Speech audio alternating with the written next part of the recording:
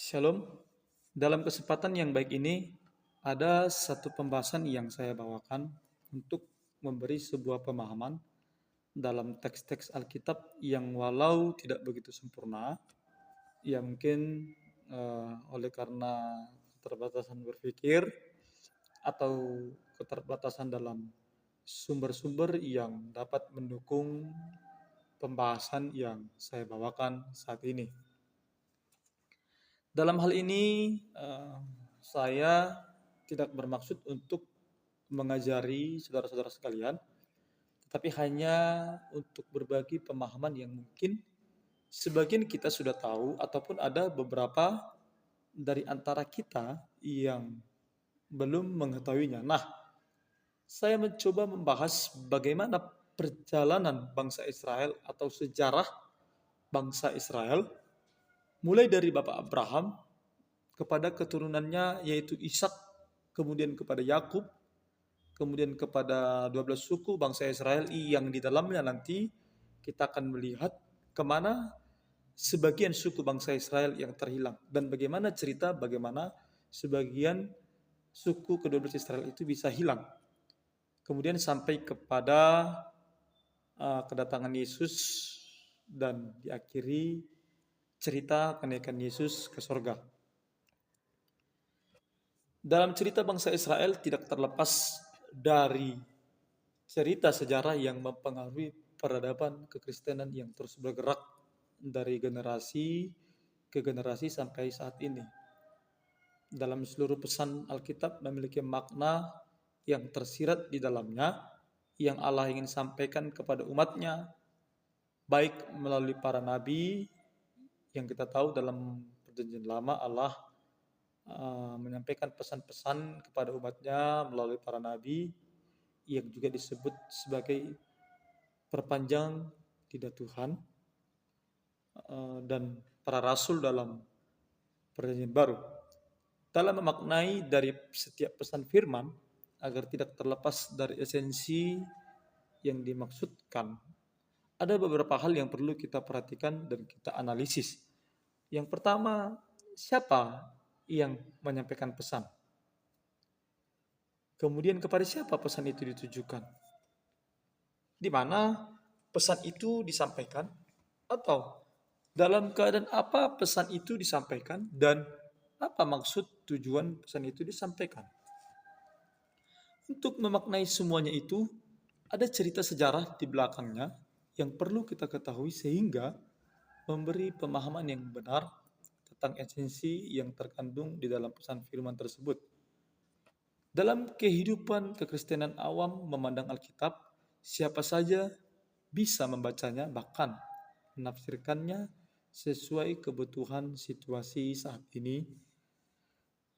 Tetapi sebenarnya di belakang Alkitab, di belakang teks-teks Alkitab atau cerita Alkitab yang kita pegang saat ini ada banyak hal yang terjadi yang jarang kita ketahui, yang padahal sangat mempengaruhi tentang pemahaman kita terhadap teks Alkitab. Salah satu contoh dalam cerita kelahiran Yesus di kitab Matius, ada seorang raja yang bernama Herodes yang membunuh semua anak-anak di bawah umur 2 tahun. Tetapi dari mana datangnya Herodes?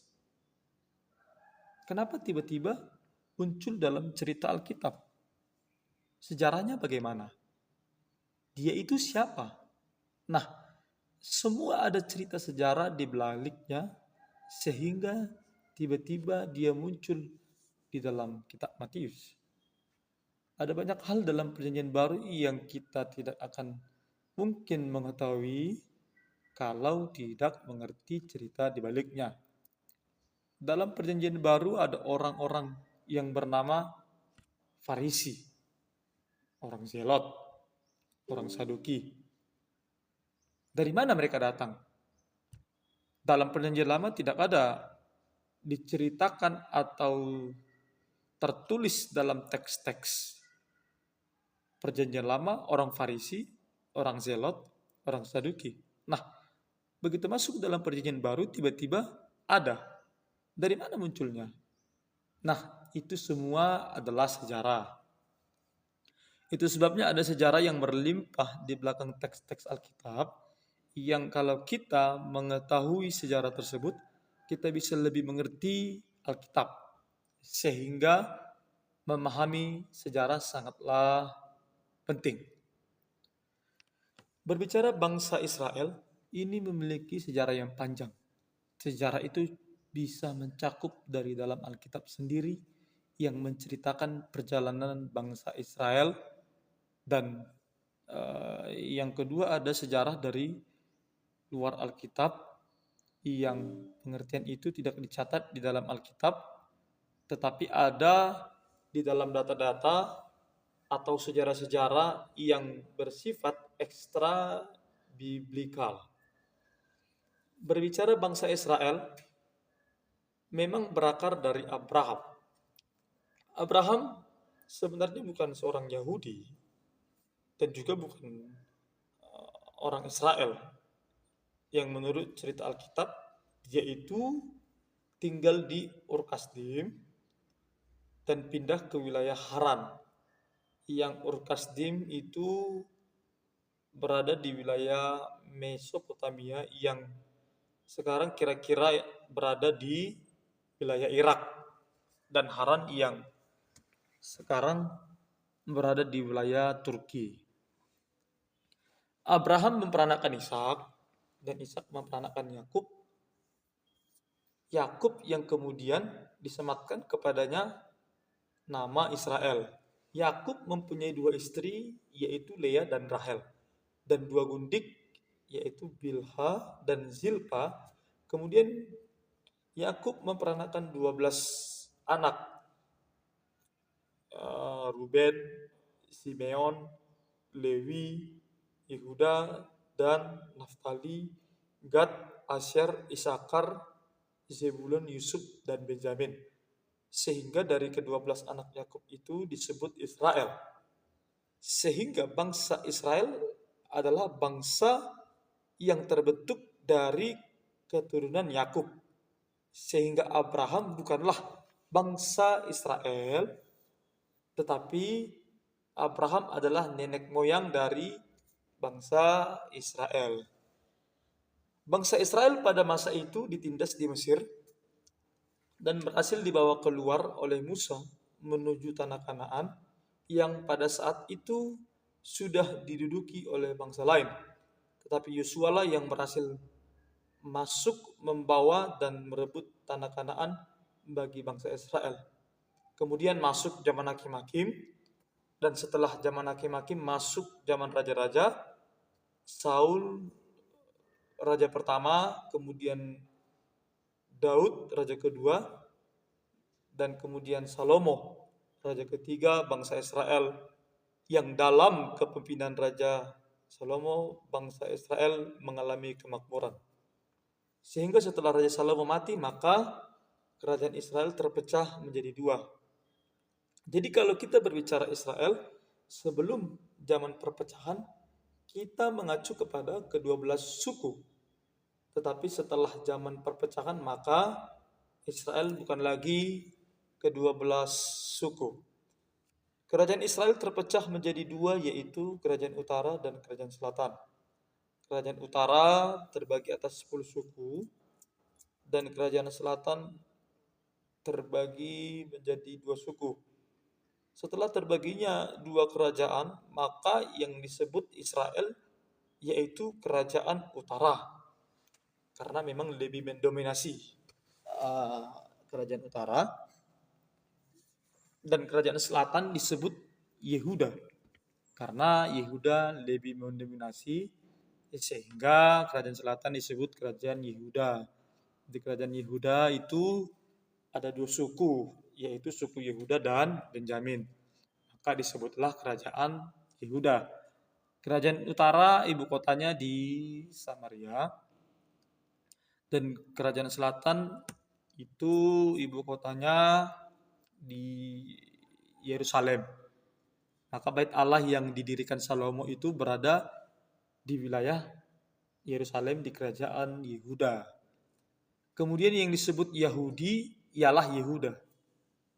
Sehingga Yahudi yang disebut sekarang itu sebenarnya adalah sebagian dari bangsa Israel.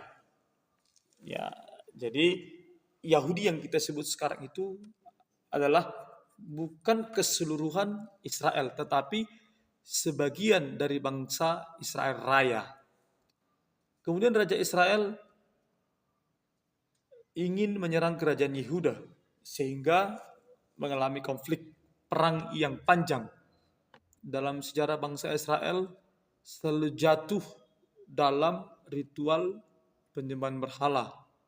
Ingat ya tadi bangsa Israel itu yaitu kerajaan utara. Itu sebabnya Tuhan selalu melarang mereka untuk bergaul, bahkan mengawinkan anaknya dengan bangsa lain. Sebab mereka akan mudah terikut terlebih dalam ritual-ritual yang ada. Sehingga suku Lewi yang awalnya masuk dalam kerajaan utara, karena bangsa Israel jatuh dalam penyembahan berhala, maka mereka tidak pakai lagi itu imam-imam orang Lewi. Jadi imam-imam Lewi tidak ada kerjaan karena memang sudah masuk ke dalam penyembahan berhala, sehingga suku Lewi pindah ke kerajaan selatan yang kemudian menjadikan kerajaan selatan menjadi 3 suku, yaitu Yehuda, Benjamin, dan Lewi. Itu sebabnya dalam perjanjian baru ada suku Yehuda. Yesus salah satunya orang Yehuda, Paulus orang Benjamin, dan orang Lewi. Setelah kerajaan Israel masuk dalam penyembahan berhala, maka pada saat itu muncullah kerajaan adik kuasa yang begitu hebat, yaitu kerajaan Asyur atau Assyria. Sehingga Tuhan pakai kerajaan ini untuk menyerang kerajaan utara kira-kira pada abad ke-8 sebelum Masehi, sehingga menghancur leburkan mereka dengan menggunakan bangsa kerajaan Asyur. Mereka memiliki cara yang unik ketika mereka menyerang kerajaan Israel. Sebagian diserahkan ke bangsa-bangsa lain, sebagian dibawa mereka ke tanah perbudakan, sehingga mereka saling campur dan mengawinkan dengan bangsa lain. Inilah yang menjadi titik awal hilangnya dari ke-10 suku Israel. Ya, jadi setelah itu tidak ada lagi Alkitab menceritakan bagaimana kisah dari ke-10 suku Israel ini setelah ditaklukkan oleh kerajaan Asyur atau Assyria, ya, karena sudah terserak kemana-mana dan saling mengawinkan sehingga mereka tidak menjaga keberadaan suku mereka sehingga terserak kemana-mana. Kemudian kerajaan Asyur mengalami sebuah kemunduran sehingga muncullah kerajaan baru dan yang besar, yaitu Babel, yang dipimpin oleh Raja Nebukadnezar. Kemudian juga kerajaan Babel berhasil menaklukkan kerajaan Yehuda.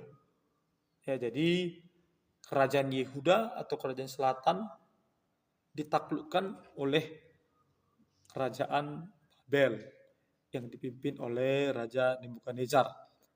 Nah, dalam penyerangan yang dilakukan bangsa Babel kepada kerajaan Yehuda, penyerangan pertama orang-orang Yehuda dibawa ke Babel. Yang kemudian kalau kita lihat dalam cerita Alkitab, dalam penyerangan pertama itu yang ikut dibawa Daniel, Sadrak, Mesak. Terus hingga penyerangan kedua dan ketiga, dalam penyerangan ketiga lah kota Yerusalem dihancurkan dan Bait Allah Salomo juga ikut hancur. Seluruh perkakas-perkakas Bait Allah dibawa ke Babel. Kemudian kalau kita melihat dalam penyerangan ketiga, Yeskiel ikut dibawa ke dalam pembuangan. Yeremia sempat tertangkap tetapi dilepaskan. Dengan demikian, ada nabi yang dipakai Tuhan untuk melayani bangsa Yehuda di pembuangan. Ada nabi yang Tuhan pakai untuk melayani bangsa Yehuda yang tertinggal atau yang tinggal di kampung halaman, yaitu di Yerusalem. Nabi Yeremia dalam tugas yang diberikan Tuhan untuk melayani bangsa Yehuda di Yerusalem, sambil dia mengirim surat penguatan kepada bangsa Yehuda yang di pembuangan. Dalam Yeremia, kalau kita lihat dalam kitab Yeremia 29 ayat 11, aku tahu rancangan-rancangan yang ada padaku, yaitu rancangan damai sejahtera dan bukan kecelakaan. Mereka berpikir sudah hancur, tertindas, tetapi Yeremia mengirim surat. Sudah hancur dulu, baru kasih berita damai sejahtera. Sudah tertawan dulu dalam penderitaan, baru kasih berita damai sejahtera. Yeremia juga berkata dalam kitabnya, usahakanlah kesejahteraan kota di mana kamu aku buang. Bagaimana mengusahakan kesejahteraan di mana kota kamu aku buang? Ya. Tetapi Tuhan dalam janjinya kepada bangsa Israel atau bangsa Yehuda, mereka akan dikasih pulang kembali ke Yerusalem setelah umur atau setelah 70 tahun. Baru bangsa Yehuda diantar pulang kembali ke Yerusalem. Dalam cerita janji Tuhan atas pulangnya bangsa Yehuda setelah 70 tahun, tentu memiliki sejarah di belakangnya kenapa mereka bisa pulang. Ya, dalam kerajaan Babel yang dipimpin oleh Nebukadnezar, setelah Raja Nebukadnezar mati, digantikan oleh keturunannya yaitu Belsazar. Maka muncullah dua kerajaan baru, yaitu kerajaan Media Persia, yang disebut kemudian kerajaan Persia karena Persia memang lebih mendominasi, maka disebutlah kerajaan Persia yang berusaha untuk menaklukkan Babel. Sehingga dalam cerita Daniel ketika malam hari, ketika Raja Belsasar berpesta, membuat sebuah pesta yang besar, ada sebuah tangan yang menulis di dinding, kalau Alkitab mencatat itu Mene Mene Tekel Ufarsin, yang memiliki makna bahwa kerajaan Babel akan hancur di tangan Persia. Sehingga kerajaan Babel pada saat malam itu jatuh ke tangan Media Persia dan Raja Belsasar mati terbunuh. Setelah Babel ditaklukkan oleh Media Persia yang pada saat itu dipimpin oleh Raja Kores, maka Raja Kores menjadi heran. Dia heran, mengapa kerajaan Babel yang begitu besar dan hebat bisa ditaklukkan oleh Persia yang jauh imbang dari Babel. Nah, Raja Kores berpikir bagaimana kerajaan yang adikuasa seperti Babel bisa ditaklukkan oleh kerajaan Persia yang sebenarnya tidak sebanding dengan kerajaan Babel. Setelah Raja Kores menelusuri dan meneliti penyebabnya, sehingga dia tahu bahwa Babel kalah karena dibenci oleh seluruh dewa-dewa segala bangsa. Karena Babel setiap menaklukkan bangsa lain, selain menghancurkan tempat peribadatan bangsa tersebut, juga membawa semua perkakas-perkakas dari tempat-tempat peribadatan bangsa tersebut. juga dibawa ke Babel. Maka seluruh dewa dari segala bangsa dendam kepada Babel, termasuk juga yang di dalamnya dewa Yehuda yang disebut Yahweh itu dan perkakas-perkakasnya yang dibawa ke Babel. Jadi Raja Kores berpikir, oh berarti kekalahan kerajaan Babel itu karena semua dewa-dewa bangsa-bangsa yang mereka taklukkan itu marah kepada raja kerajaan Babel. Sehingga itulah yang menyebabkan kerajaan Babel yang adikuasa yang besar itu bisa ditaklukkan oleh kerajaan Media Persia yang dipimpin oleh Raja Kores. Itu sebabnya Raja Kores tidak mau mengulangi hal yang sama. Sehingga Raja Kores memberi perintah untuk kembalikan semua rakyat ke negeri masing-masing beserta perkakas-perkakas yang dibawa dari kuil-kuil dewa mereka. Dan bantu semua pembangunan-pembangunan tempat ibadah-ibadah, kuil-kuil, sehingga Yehuda yang termasuk terkena dampaknya. Ya. Sehingga Yehuda dipulangkan kembali ke tanah Kanaan. Dan juga beserta seluruh perkakas-perkakas yang dibawa dari Bait Allah dan kemudian dibiayai pembangunan Bait Allah. Sehingga akibat dari pergerakan pemerintahan dan politik seperti itu, maka umat Tuhan ditolong dan janji Allah kepada Yehuda digenapi setelah 70 tahun mereka dipulangkan ke Yerusalem. Jadi janji Allah digenapi kepada bangsa Yehuda 70 tahun dipulangkan dengan cerita seperti yang tadi. Dalam perjalanan pulang rombongan pertama yang dipimpin oleh seorang Yehuda yang lahir di Babel yaitu Zerubabel. Rombongan kedua dipimpin oleh Esra, rombongan ketiga dipimpin oleh Nehemia. Pada saat mereka ingin membangun Bait Allah, kemudian ada sisa-sisa. Pada saat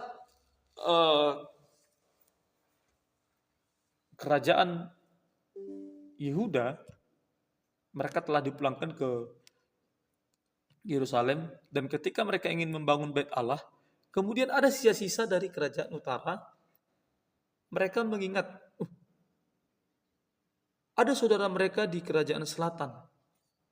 Jadi sisa-sisa dari kerajaan utara mengingat bahwa ada saudara-saudara mereka yang berada di kerajaan selatan yang telah pulang dengan niat maksud menawarkan bantuan untuk membangun Bait Allah. Lalu kemudian orang Yahudi ini mencari tahu ini orang dari mana ini. Dari Samaria. Kemudian mereka telusur punya telusur, mereka ini sudah tidak menjaga kemurnian ras. Mereka sudah saling campur dengan bangsa lain dan kawin mengawinkan dengan bangsa lain, sehingga mereka sudah banyak atau mereka sudah menjadi bangsa yang kotor. Itu sebabnya mereka tidak izinkan. Ya, sehingga menimbulkan amarah dan kebencian bagi orang Samaria. Karena tidak diizinkan bangsa Yahudi untuk ikut serta dalam membangun Bait Allah dan menghalau mereka dari tanah Yerusalem. Diusir keluar.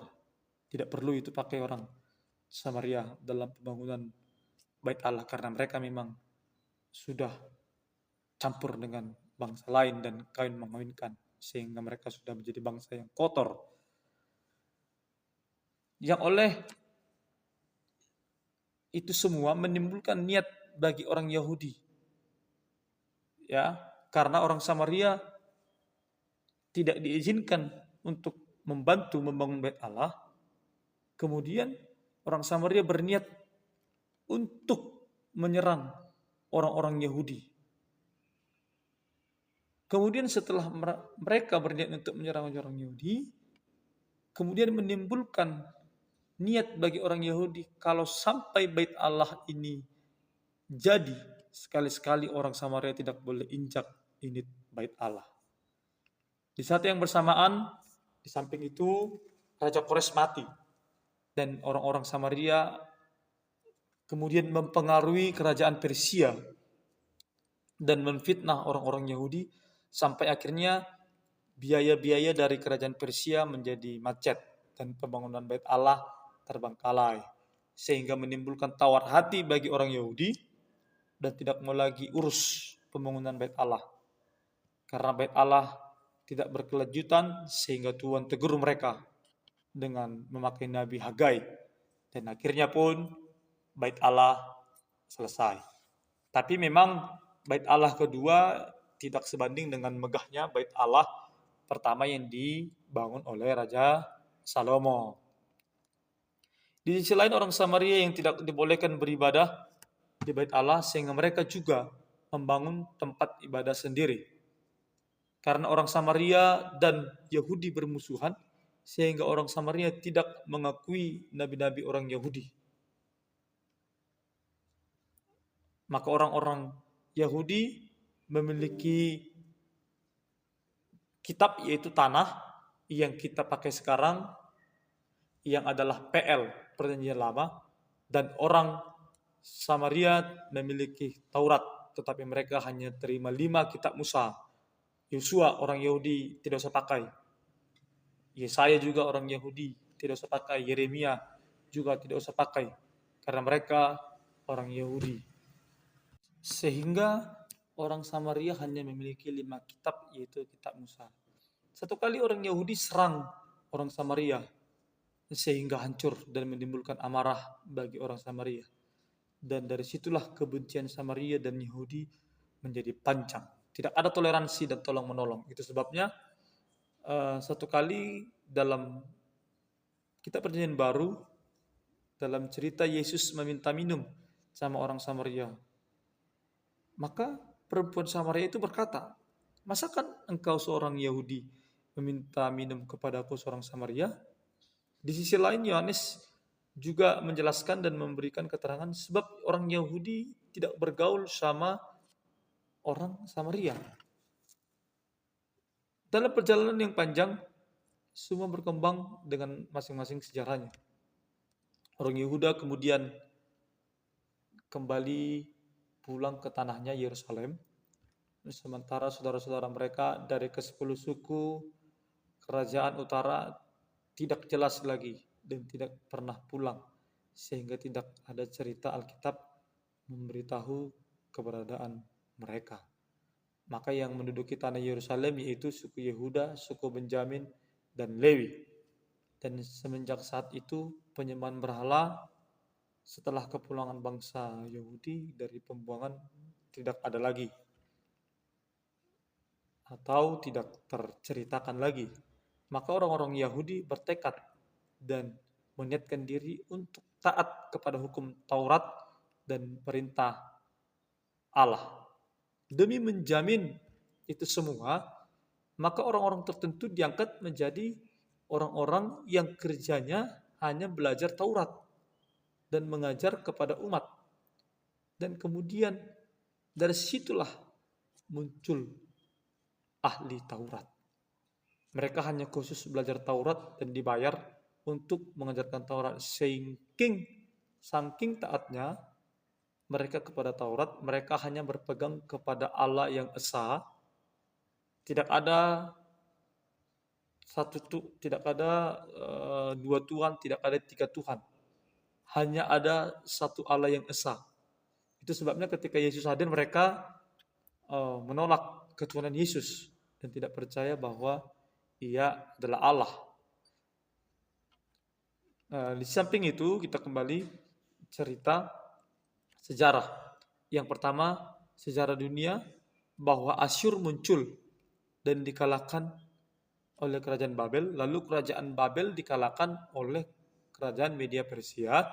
Maka cerita terakhir dalam Perjanjian Lama bahwa dunia diperintah oleh Media Persia. Sementara itu pergolakan politik dunia berjalan terus sementara orang Yahudi ada di dalamnya. Maka kemudian muncullah kerajaan baru yang berasal dari wilayah barat, yaitu Yunani.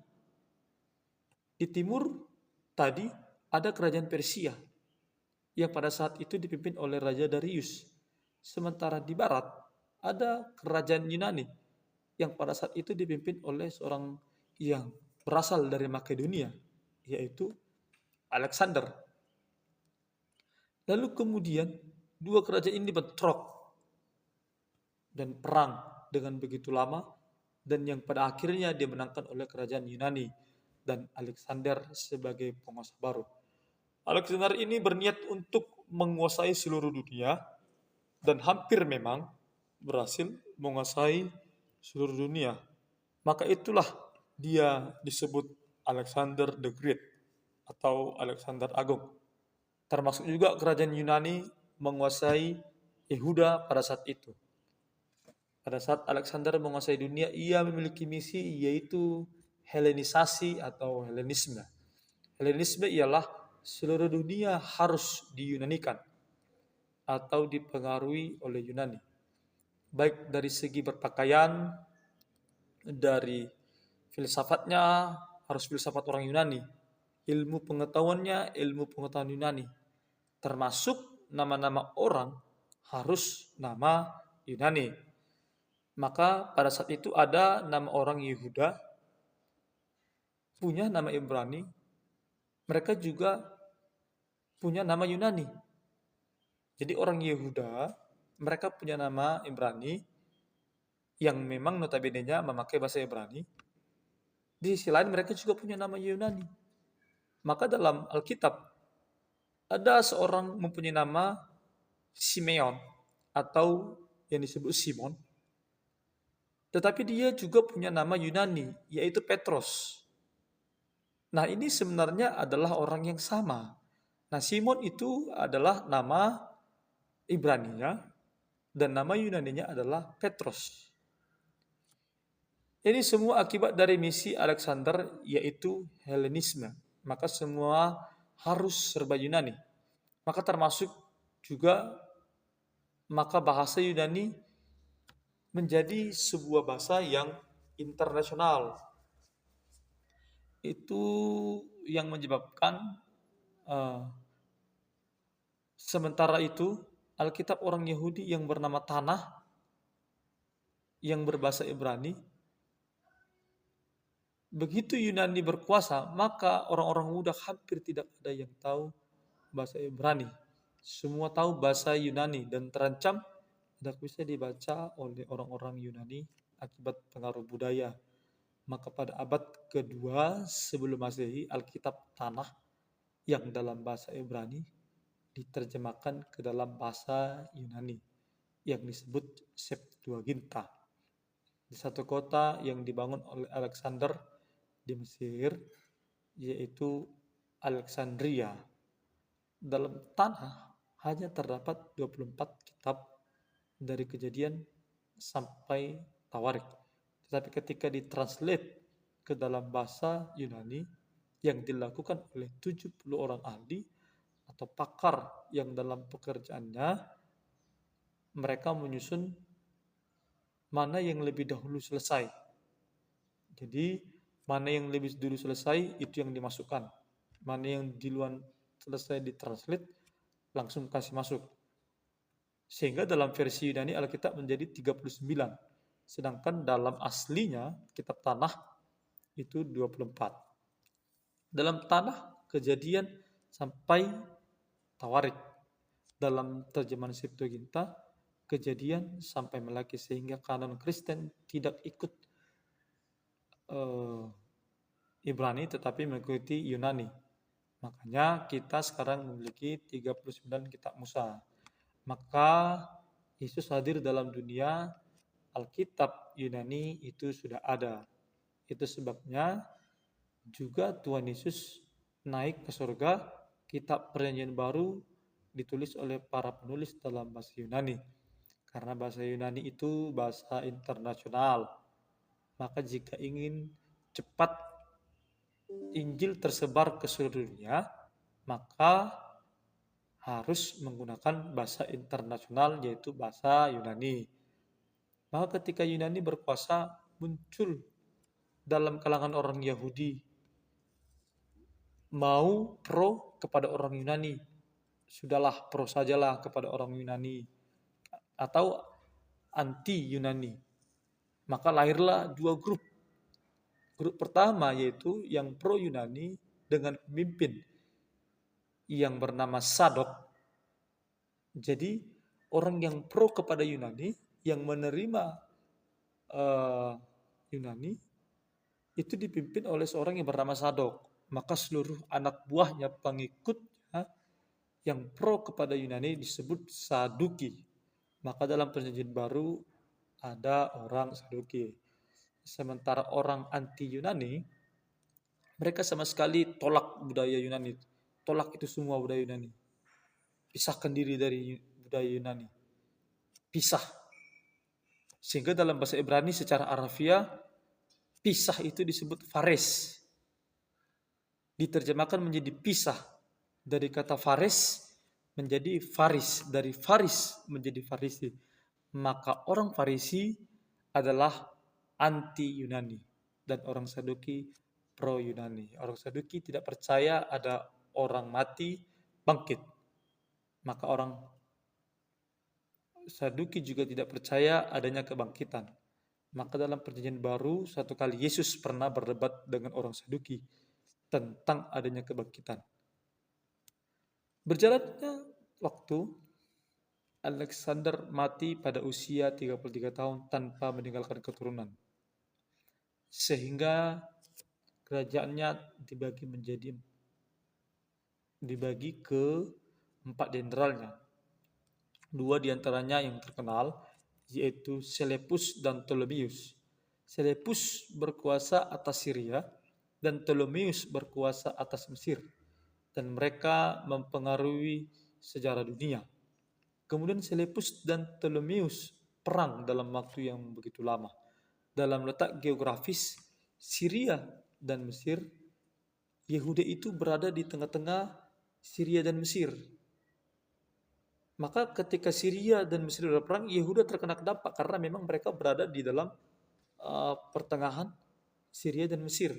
Sampai satu kali muncul raja orang Syria yang bernama Antiochus Epiphanes yang begitu jahat sehingga membuat kerajaan Yunani semakin melemah. Sementara itu di barat muncul lagi kerajaan yang besar yaitu Romawi. Maka seluruh wilayah Israel yang kita sebut Israel, walau tadi hanya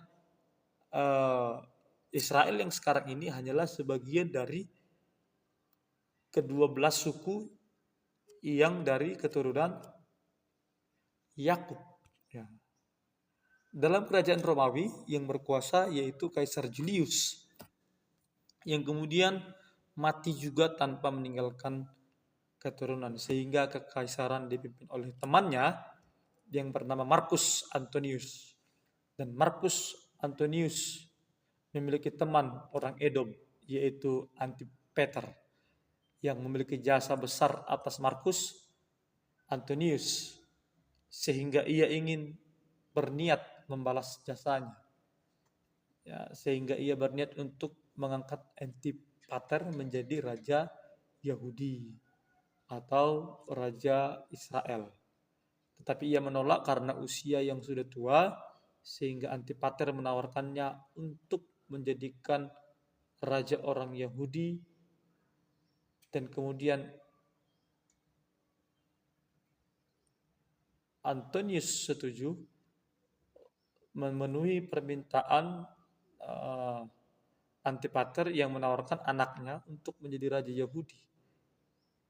Jadi anak dari Antipater yaitu Herodes. Jadi Herodes adalah anak dari Antipater yang teman dari Marcus Antonius.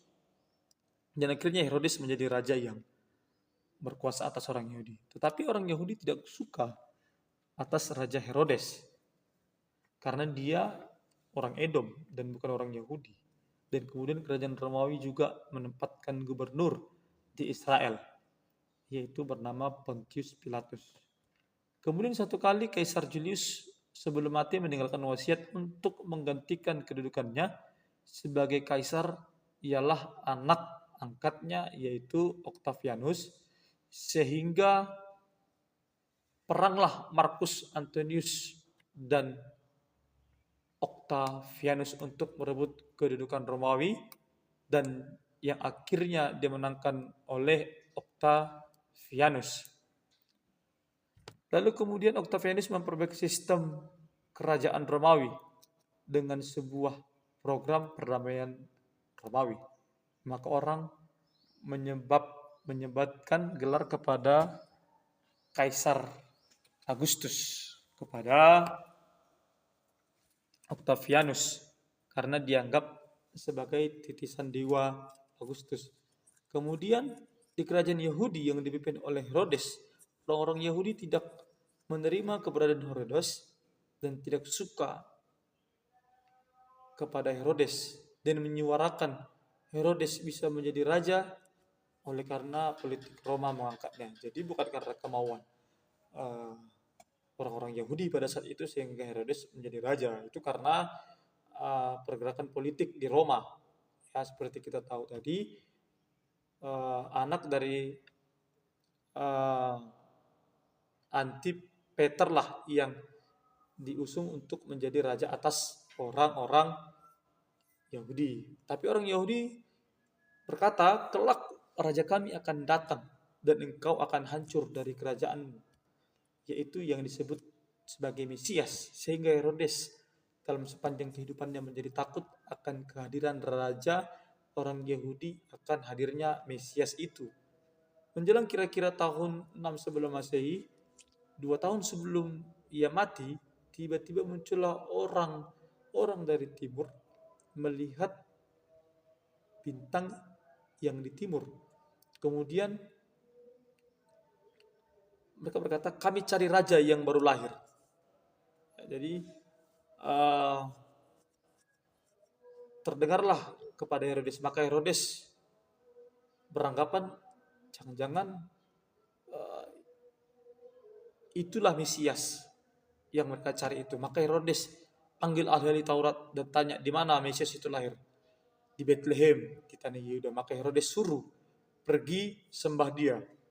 Herodes suruh mereka pergi untuk sembah dia. Habis itu Herodes berpesan, datanglah kembali, kasih tahu saya supaya saya sembah dia. Setelah beberapa lama, orang Majus tidak kembali kepada Herodes, ya, karena mereka tahu kalau dia sampaikan kepada Herodes, maka bukan sifat yang mau menyembah dilakukan Herodes kepada anak yang baru lahir tersebut, sehingga mereka tidak kembali. Maka seluruh anak-anak di Bethlehem di bawah 2 tahun dieksekusi, kasih mati semua, demi membunuh Mesias, karena Herodes takut Mesias. Maka Yesus lahir pas Herodes jadi raja atas tanah Yahudi. Kaisar Agustus memimpin di Roma dan Pontius Pilatus menjadi gubernur. Kemudian setelah 33 tahun Yesus naik ke surga.